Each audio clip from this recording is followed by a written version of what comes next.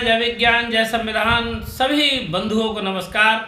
आज मैं आपके समक्ष प्रस्तुत हूँ बाबा साहब doctor Bhimrao Ambedkar schedule caste federation of India Lucknow के जो उस समय संयुक्त प्रांत कहा जाता था 25 अप्रैल 1948 को दिए गए भाषण के लिए। उस भाषण से दिल्ली तक तहलका मच गया, क्योंकि नेहरू पटेल जी ने भी उसकी प्रतिक्रिया व्यक्त की। पंडित गोविंद बल्लभ पंत उस समय उत्तर प्रदेश के मुख्यमंत्री थे। उन्होंने लिखित में बाबा साहब डॉक्टर भीमराव अंबेडकर की उनसे शिकायत की और बड़ा कार्यक्रम था, बहुत बड़ा सम्मेलन था। 1 लाख के आसपास भीड़ 1948 में एकत्रित होना बाबा साहब डॉक्टर भीमराव अंबेडकर के लिए, क्योंकि बाबा साहब डॉक्टर भीमराव अंबेडकर उससे 1948 से पहले भी लोथियन कमेटी के सदस्य के रूप में लखनऊ आ चुके थे। एक बार और आ चुके थे, जहाँ पे रिसालदार पार्क लखनऊ, जो कि वहाँ के जो बुद्ध के जो बौद्ध भिक्षु थे, जो गुरु थे, वो स्वामी बोधानंद थे, जो कि कलकत्ता के ब्राह्मण समाज के थे। उनको उन्होंने त्रिपिटक का बहुत ज्ञान था, त्रिपिटक का ज़बरदस्त ज्ञान था उनको। और बाबा साहब डॉक्टर भीमराव अंबेडकर जी से उनका बातों का आदान प्रदान भी हुआ था। और बोधानंद जी बाबा साहब अंबेडकर के बुद्ध ज्ञान को देख के चकित रह गए। और ये बोधानंद जी ही थे, जब बाबा साहब डॉक्टर भीमराव अंबेडकर जब महाराष्ट्र में एक सम्मेलन था जिसके छत्रपति साहू जी महाराज ने जो कि आमंत्रित किया था, उसमें बोधानंद जी और शिवदयाल चौरसिया जी भी लखनऊ से वो वहाँ पर गए थे। तो ये बाबा साहब डॉक्टर भीमराव अंबेडकर का लखनऊ का एक नाता था, एक रिश्ता था। और उस समय जो schedule caste federation of India, जो बाबा साहब डॉक्टर भीमराव अंबेडकर का जो एक संगठन था, और वो उसका एक वार्षिक सम्मेलन लखनऊ में रखा गया था।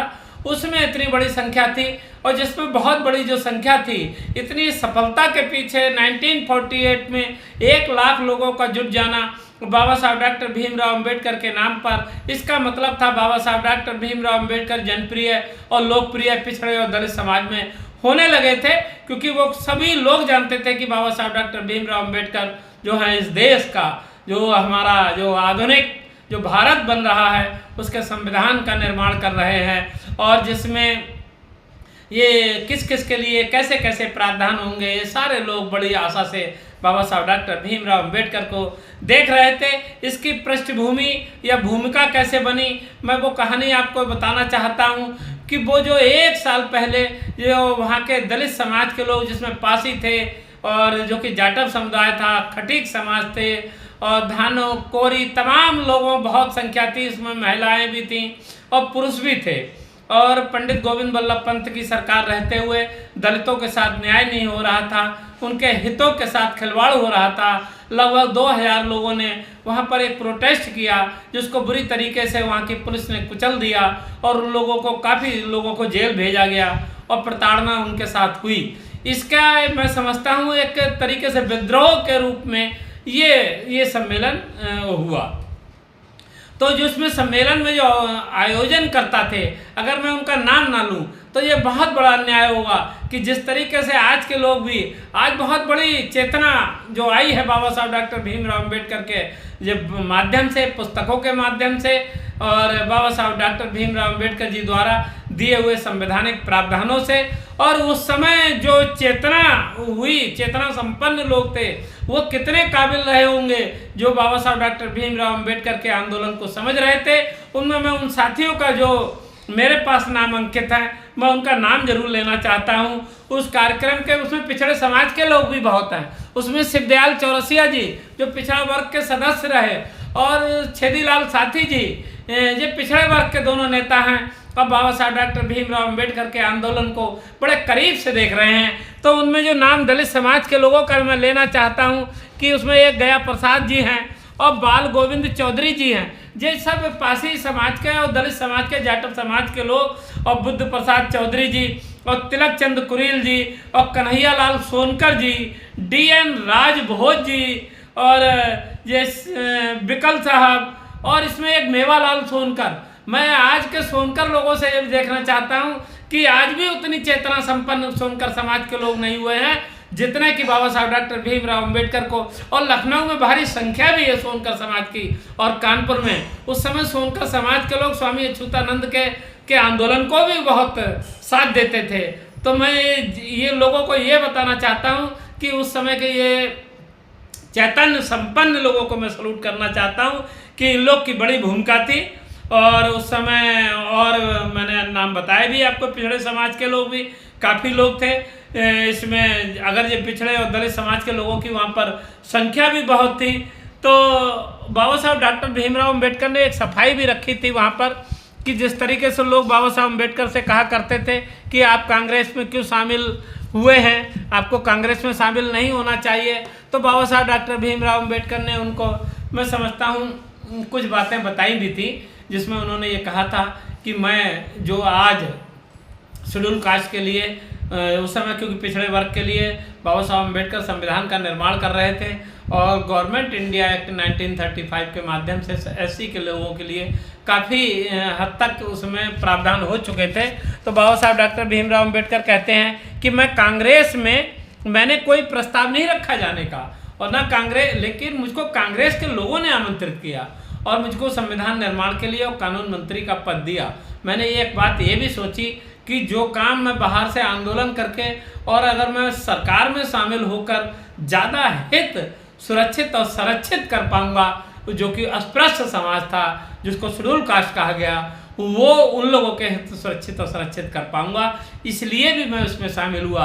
और वास्तव में वही हुआ, जो विधायिका में जो लोगों को रिजर्वेशन मिला और जो सर्विसेज में और एजुकेशन में जो रिजर्वेशन हुआ, जिससे शेड्यूल कास्ट के लोग बहुत, उन लोगों के सुरक्षा हुई और उन लोगों को जो चेतना आई, उन लोगों को जो जागृति आई, उन लोग के साथ जो सुधार हुए, ये सब बाबा साहब अम्बेडकर उस समय रह के इस बात के लिए कर रहे थे। तो उसमें एक जिक्र करना चाहता हूँ कि सिद्धदयाल चौरसिया जी ये कहते हैं कि बाबा साहब अम्बेडकर साहब कि हमारे पिछड़े वर्गों के लिए इसमें क्या प्रावधान है या क्या करना चाहते हैं। तो बाबा साहब डॉक्टर भीमराव अम्बेडकर ने एक बात कही थी उस समय, जो आज भी प्रासंगिक है। 1948 और 2026 चल रही है, ये आज भी प्रासंगिक है और राजनीति इसी दिशा में चल रही है। आप तमिलनाडु की राजनीति से देख लीजिए, बिहार से देख लीजिए और उत्तर प्रदेश देख लीजिए और कहीं भी राज्यों में इसके बिना काम नहीं चलता कि शेड्यूल कास्ट और ओबीसी अब लोग एकता बनाए रखना चाहते हैं। और जिस तरीके से मान्यवर काशीराम साहब ने यहाँ पर बाबा साहब डॉक्टर भीमराव अम्बेडकर को केंद्र में रख के जो राजनीति जो हासिल करी, सत्ता हासिल करी उत्तर प्रदेश में, वो पिछड़े और दलित समाज के लोगों का गठबंधन जो बहुजन समाज उन्होंने बनाया उसके माध्यम से हासिल हुआ। आज समाजवादी पार्टी के प्रमुख अखिलेश यादव जी भी यही चाहते हैं। उन्होंने एक पीडीए नाम का एक सिद्धांत दिया है, एक फार्मूला दिया है, उसका उद्देश्य भी यही जुड़ता है कि पिछड़े और दलित समाज के लोग, जबकि उनकी कुछ कमियां रहीं लेकिन आज उसको सुधार की स्थिति में है और वो चाहते हैं कि आज पीडीए के लोग, पीडीए नाम का जो गठबंधन है, बल्कि उन्होंने भी ये कहा कि पीडीए को एक समुदाय के मुताबिक देखा जाना चाहिए। इसके अर्थ हैं और इसके अर्थ को निहितार्थ में बाबा साहब अम्बेडकर के उस भाषण से समझने की जरूरत है। जब वो सिद्धदयाल चौरसिया जी से कह रहे थे कि जिस दिन पिछड़े और दलित समाज के लोग एकत्रित हो जाएंगे, ये पिछड़े समाज के लोग दलित समाज के लोगों से अपने आप को अलग समझते हैं और उनके साथ कोई व्यवहार रखना नहीं चाहते, तो बाबा साहब अम्बेडकर ने उनसे कहा कि आप भले ही उनके साथ कोई व्यवहार, शादी ब्याह का, खान पान का मत रखो, लेकिन लोकतंत्र है और राजनीति में, और जब तक पिछड़े और दलित समाज के लोग मिलकर अगर एक होंगे, अगर एकत्रित होंगे, तो वो बहुसंख्यक बनते हैं और बहुसंख्यक जब बन जाएंगे तो राजनीति की तीसरी शक्ति बन जाएंगे, तो आप लोग सत्ता हासिल कर लेंगे।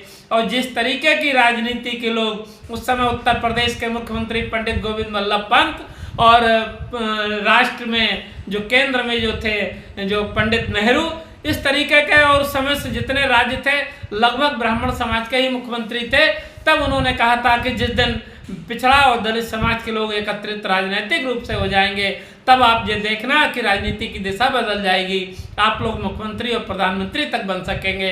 इस भाषण में जो बाबा साहब डॉक्टर भीमराव अम्बेडकर के मुख्यमंत्री उस समय गोविंद वल्लभ पंत जी थे, उन्होंने उसकी लिखित शिकायत करी थी और दिल्ली तक इसका बहुत तहलका मचा। तो उन्होंने बाबा साहब अम्बेडकर का वो अमर वाक्य आज भी लोगों को समझना चाहिए, जो बाबा साहब अम्बेडकर उस समय कह रहे थे कि सभी समस्याओं की जो हल है, सभी समस्याओं का जो हल है और वो जो है वो कायम है, वो राजनीतिक शक्ति में है। राजनीतिक शक्ति में सभी समस्याओं का हल है। राजनीतिक शक्ति सभी समस्याओं की कुंजी है। और जब तक राजनीतिक शक्ति के पर आप लोग बैठेंगे नहीं तो जो समस्याएं बरकरार बनी रहेंगी। आज भी हिंदुत्व के दर्शन में जो लोग जाकर जिन लोगों ने सत्ताएं स्थापित की हैं, हमारे ही समाज के लोग, वो लोग देखिए जो बाबा साहब अम्बेडकर के दिए हुए प्रावधानों के बदौलत क्या क्या खोते जा रहे हैं और उन लोगों ने क्या क्या पाया था। अगर उसका तुलनात्मक अध्ययन करेंगे तो बाबा साहब अम्बेडकर का वो जो भाषण है उसको आज राजनीति में उतारना पड़ेगा। तब मैं समझता हूँ राजनीति का जो दिशा है वो बदलने का काम करेगी। तो बहुत लंबा भाषण ना कहते हुए ये कहते हुए कि बाबा साहब अम्बेडकर का जो भाषण था वो बहुत राजनीतिक शक्ति देने वाला था। तो ये कहते हुए जो कि हमारे मूलचंद सोनकर जी ने जो कहा, जो लिखा, उन पर गज़लें भी लिखी हैं कि जे बात धीरो दत्त मसीहा था अपना अम्बेडकर, कि धीरो दत्त मसीहा था अपना अम्बेडकर और शोषित दलित के हित में जीवन भर टकराया, जीवन व जीवन संघर्ष का अर्थ बताया और गया रहा साहस संघर्ष की हमें दिखाकर। उस साहस और संघर्ष को आज भी चलते रहिए, तब राजनीति में आप लोग हासिल कुछ कर पाएंगे। नहीं तो इस तरीके से ऐसे लोगों को सत्ता सौंपते जाएंगे जहां संवैधानिक प्रावधानों की मार्फत जो कुछ बदलाव हुए थे वो खत्म होंगे। इसको बचाइए।